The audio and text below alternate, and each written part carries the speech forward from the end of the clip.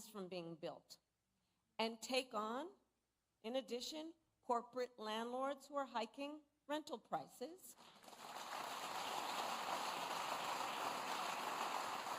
And we will work with builders and developers to construct 3 million new homes and rentals for the middle class, because increasing the housing supply will help drive down the cost of housing.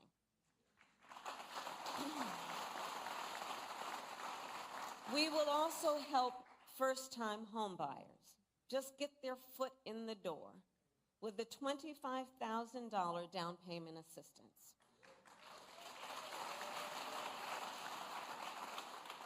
Because the goal is clear. Let's help more Americans afford to buy a home, which we know is a critical step in their ability to grow their wealth and intergenerational wealth. And we will work to reduce other big costs for middle-class families. We will take on bad actors who exploit emergencies and drive up grocery prices by enacting the first ever federal ban on corporate price gouging.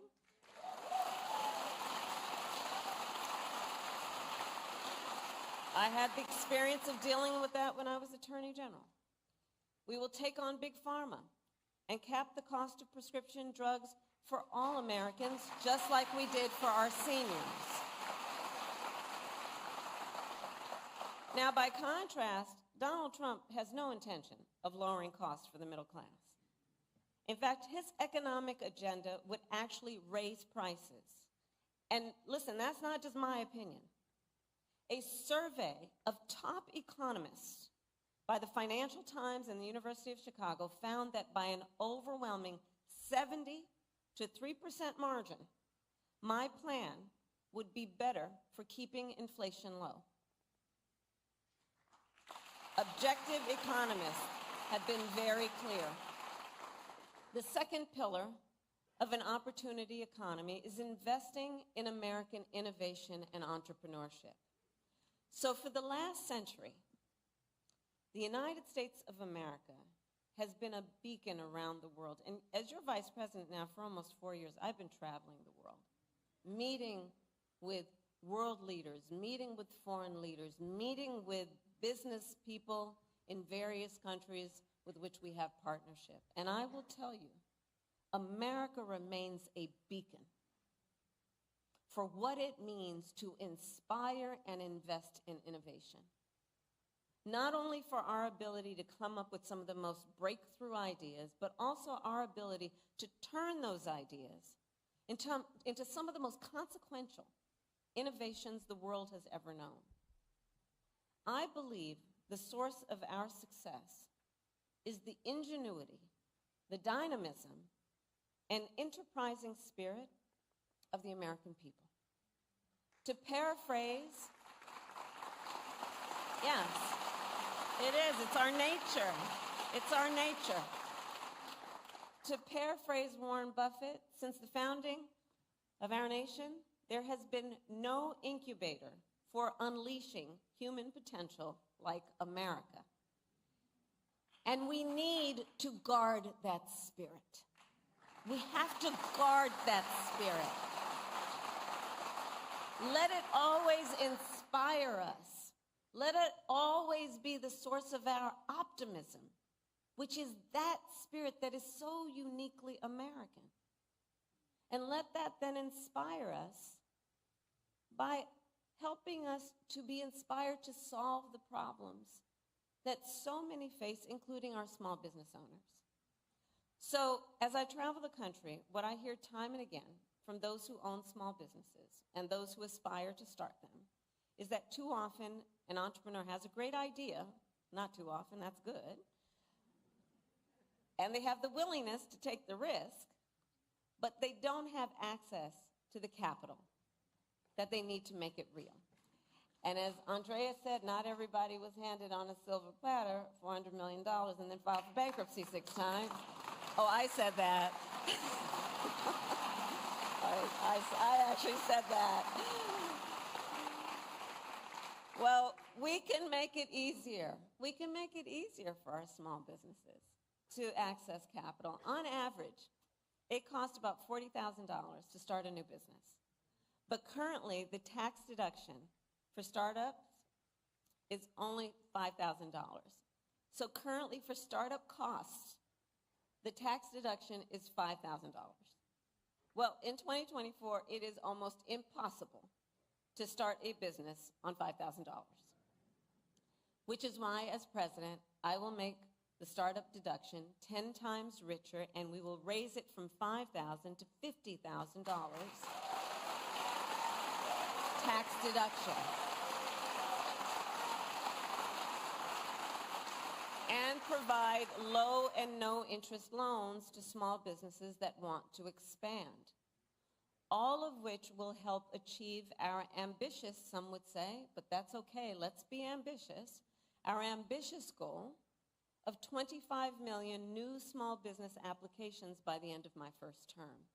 I know this is very achievable.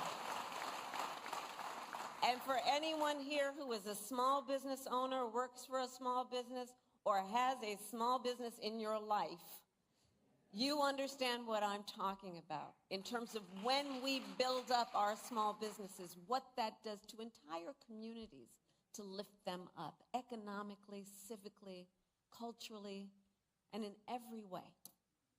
Small businesses, the point being, help drive our economy. And they create nearly 50% of private sector jobs. And they strengthen our middle class. And if we can harness the entrepreneurialism of the American people and unlock the full potential of aspiring founders and small business owners, I am optimistic that no one will be able to outpace us. By contrast, Donald Trump, when he was president, has been described by one of the nation's leading experts on small businesses in a piece he published in a major paper as not being good for small businesses. In fact, the title, wait, because I'm bearing the lead right now. One of the leading experts on small businesses published a piece in one of the major newspapers, and the title, I'm going to quote, "Does Donald Trump hate small businesses?" And their answer was yes. Their answer was yes. Because at the same time that Donald Trump was giving a tax cut to big corporations and billionaires, he tried to slash programs for small businesses and raise borrowing costs for them. Instead of making it easier, he actually made it more difficult for them to access capital. And that's not surprising, because Donald Trump just does not prioritize small businesses. He does not seem to value, frankly, the essential role they play. But look, when I look at small business owners, I see some of the heroes of our economy.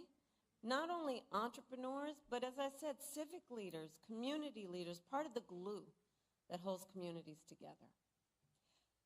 The third pillar of our opportunity economy is leading the world in the industries of the future and making sure America, not China, wins the competition for the 21st century.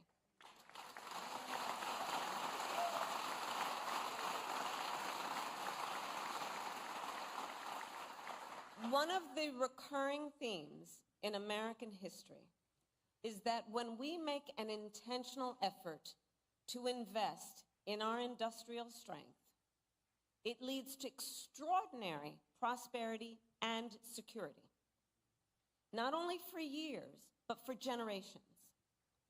Think of Alexander Hamilton having the foresight to build the manufacturing capabilities of our new nation.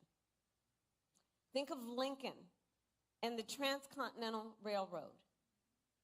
Think of Eisenhower and the interstate highway system. Kennedy committing America to win the space race and spurring innovation across our society. From our earliest days, America's economic strength has been tied to our industrial strength. And the same is true today. So I will recommit the nation to global leadership in the sectors that will define the next century. We will invest in biomanufacturing and aerospace, remain dominant in AI and quantum computing, blockchain and other emerging technologies, expand our lead in clean energy innovation and manufacturing,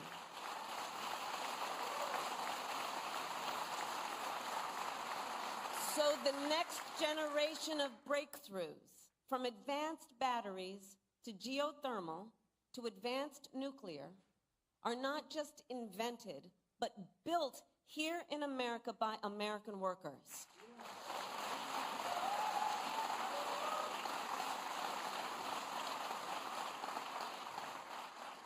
And we will invest in the industries that, for example, made Pittsburgh the Steel City by offering tax credits for expanding good union jobs in steel and iron and manufacturing communities like here in Mon Valley.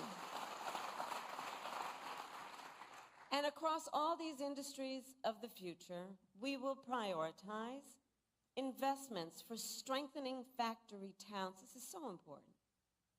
For strengthening factory towns, retooling existing factories, hiring locally, and working with unions, because no one who grows up in America's greatest industrial or agricultural centers should be abandoned. And understand what that means for real people, people we know, people we care about. We don't have to abandon a strength we've known to achieve a strength that we plan.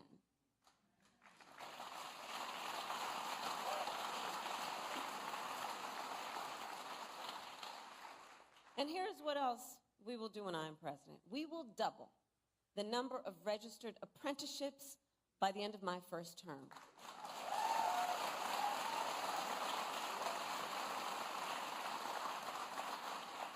Because I almost made it a goal of mine. I think I am going to fall short, but trying to visit every IBEW local in America, because I'm going to tell you, those apprenticeship programs, those are tough duty, man. And women and everyone. They're tough duty.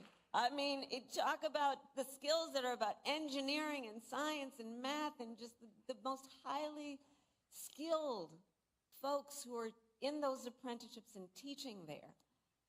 And so one of the things we must do, understanding that and understanding the nature of that part of our educational system, is let's eliminate degree requirements while increasing skills development.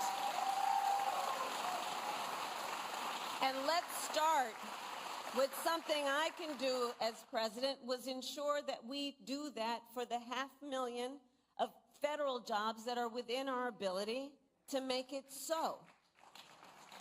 Showing what is possible and then challenging the private sector to make a similar commitment to emphasizing skills and not just degrees.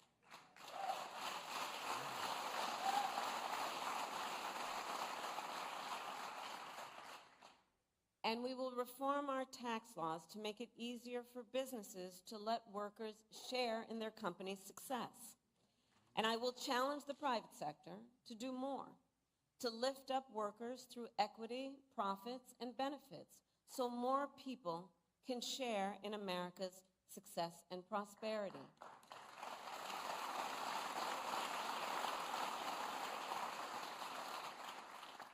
And not only must we build the industries of the future in America, we must also build them faster.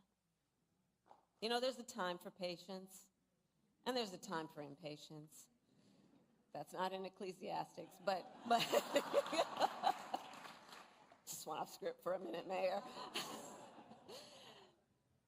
But the simple truth is in America, it takes too long and it costs too much to build. Whether it's a new housing development, a new factory, or a new bridge, projects take too long to go from concept to reality. It happens in blue states, it happens in red states, and it's a national problem. And I will tell you this, China is not moving slowly.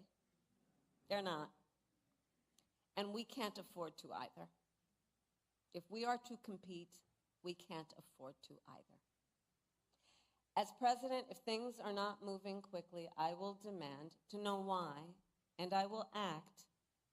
I will work with Congress, workers and businesses, cities and states, community groups and local leaders to reform permitting, to cut red tape, and get things moving faster. Because, look, as I said, patience may be a virtue, but not when it comes to job creation or America's competitiveness. Many of you know, the Empire State Building, you know how long it took to build that? 1 year. The Pentagon, you know how long that took? 16 months. No one can tell me we can't build quickly in our country.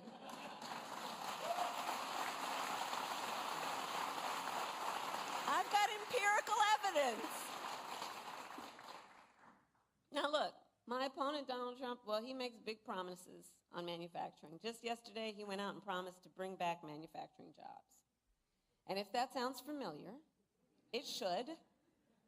In 2016, he went out and made that very same promise about the Carrier plant in Indianapolis. You'll remember, Carrier then offshored hundreds of jobs to Mexico under his watch. And it wasn't just there. On Trump's watch, offshoring went up and manufacturing jobs went down across our country and across our economy. All told, almost 200,000 manufacturing jobs were lost during his presidency, starting before the pandemic hit, making Trump one of the biggest losers ever on manufacturing.